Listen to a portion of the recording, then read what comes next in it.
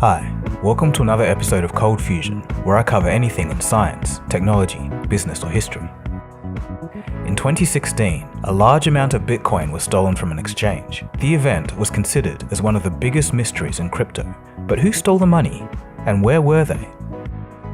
Some answers would come in February of 2022, when a New York-based former Forbes contributor turned amateur rapper, as seen here, and her husband were just arrested and charged with stealing $4.6 billion in Bitcoin.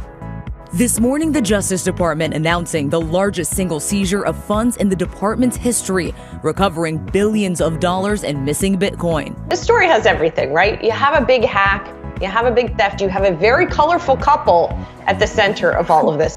This is a bizarre story, so sit back, relax, and enjoy as we take a ride through the blockchain to chase down a married couple's attempt at a multi-billion-dollar heist. You are watching Cold Fusion TV. The story starts with the place that the Bitcoin was stolen from, Bitfinex. Since its founding in 2012, the Bitfinex exchange has had a shady history. From hacks to covering up losses, being unable to find banks, and fines by the CFTC were all par for the course. But the biggest disaster happened in 2016 when their Hong Kong exchange was hacked. Almost 120,000 Bitcoin was stolen directly from users' wallets. It was pandemonium. Withdrawals were halted and trading was stopped. Once the news of the hack spread, Bitcoin dropped by over 20%. To be clear, it wasn't the Bitcoin blockchain that was hacked, but just the Bitfinex exchange where people traded Bitcoin. As a reaction to the hack, Bitfinex customers had their balance reduced by 36% and would receive tokens in proportion to their loss. The crypto community was on the case. Everyone was curious as to who the hackers were, but it would take a number of years to finally track them down.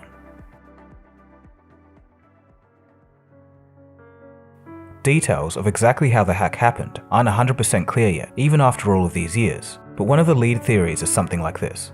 The hack was possible because Bitfinex was using a third-party service called BitGo to secure its users' wallets. It was BitGo's servers that got hacked, and the hacker ordered the system to send all of the Bitcoin to an account of their choosing. For years after the hack, the crypto community had a hawk eye on the movements of the stolen coins through the blockchain. Everybody could see where the coins were going, but nobody knew who the owners of the coins were. Before long, these coins became banned and blacklisted from other crypto exchanges all over the blockchain. This meant that the hackers couldn't convert the Bitcoin into fiat currency. They needed another way. 25,000 coins out of the 120,000, or about 21% of them, were shuffled around in a complex laundering process. The coins were split into tiny pieces and exchanged for other cryptocurrencies and spread around. Bizarrely, some of the purchases included gift cards for Uber, Walmart, and PlayStation. Some of the laundered Bitcoin was even used to buy some gold and NFTs. It was all very curious. Some keen blockchain analysts think that other parts of the stolen Bitcoin were paid to a so-called cash-out service on the dark net. This is where a user would pay someone on the dark net with Bitcoin. The user would receive an equivalent amount of cash minus a fee that was put in a vacuum-sealed bag and left in a secret location.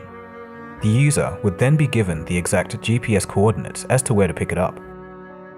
As for the rest of the stolen Bitcoin, it just sat there for another 4.5 years due to all of the blacklisting. It was too risky to move. There were just too many eyes on it.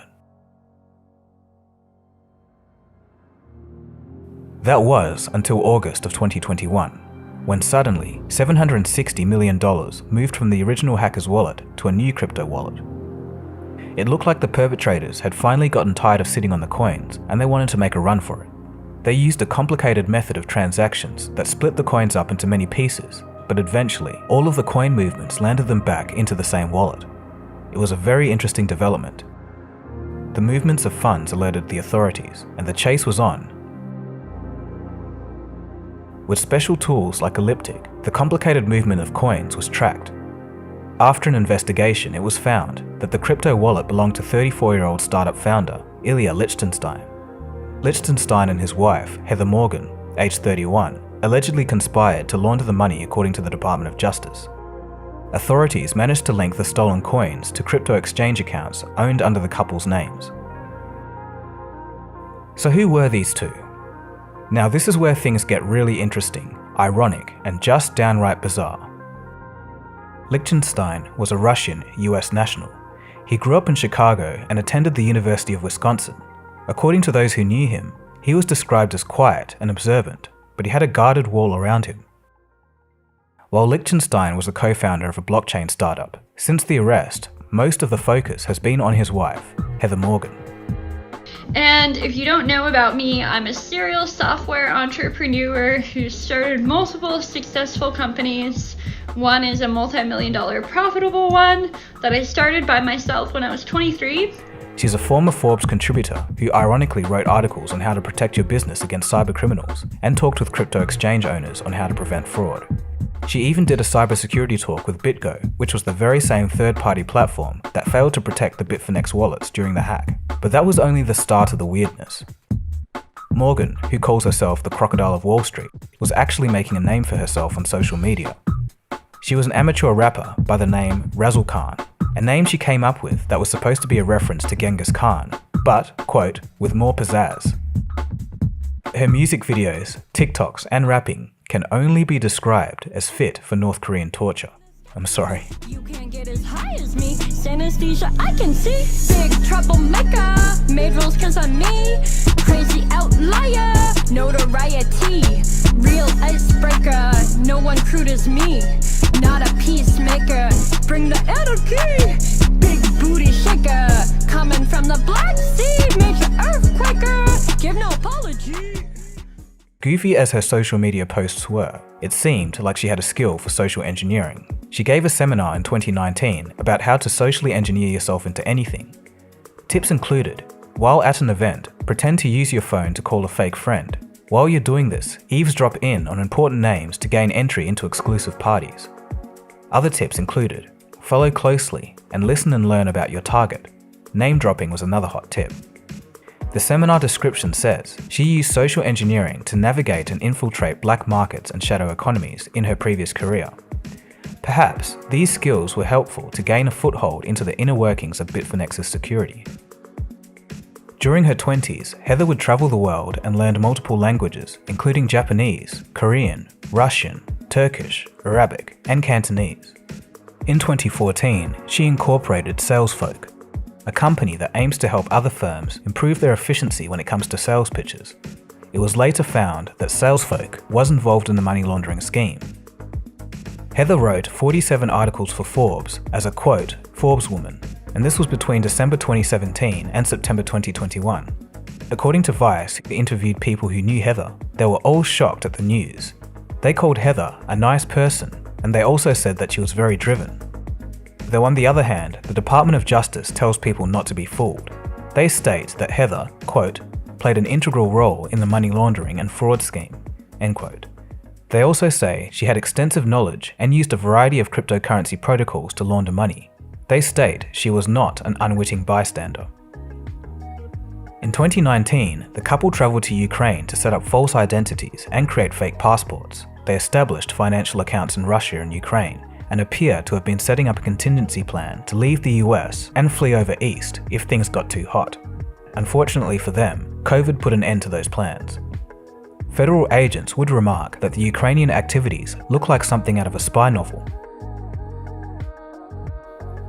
US law enforcement obtained a search warrant for Lichtenstein's digital wallet. They were able to seize $3.6 billion left in that wallet. They did this by managing to decrypt a file in his cloud storage account.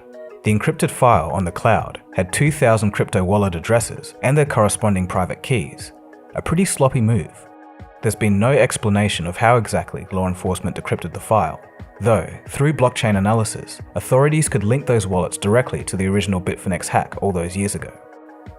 Other incriminating documents were found, dark websites that sold fake IDs and passports.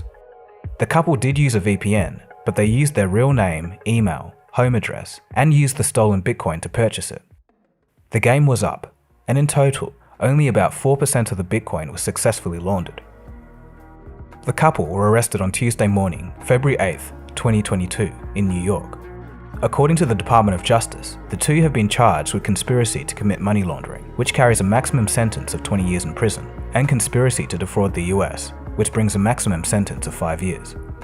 A Manhattan judge has set Lichtenstein's bail at $5 million and Heather Morgan's at $3 million.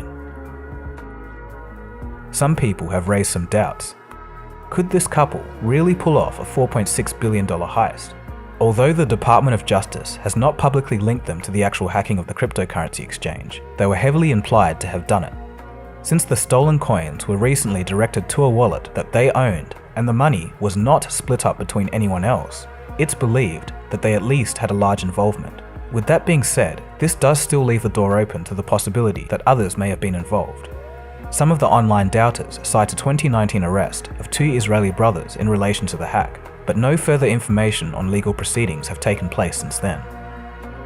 Others say that the married couple were just set up as patsies. It was a setup by the FBI or another government body, but we have no evidence for anything like that so far.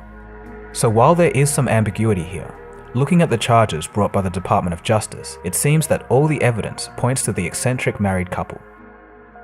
In the court proceedings, it was revealed that they had a bag labelled, quote, burner phones under their bed, and a computer folder labelled fake passport ideas.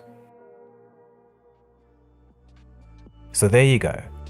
That's the story of how an eccentric married couple started a digital manhunt through the blockchain and cyberspace that lasted 6 years. The 2 suspects were not only bizarre, but also hiding in plain sight. So what do you guys think of this story? Let me know in the comment section below. If you want to discuss this episode in more detail, or suggest a future video, head on over to the Cold Fusion Discord. If you want to listen to the podcast versions of these videos, they're now available on Spotify and other streaming platforms. My name is Dagogo, and you've been watching Cold Fusion. Feel free to subscribe and have a look around on the channel. There's a bit of something for everyone. And I'll catch you again soon for the next episode. Cheers guys. Have a good one.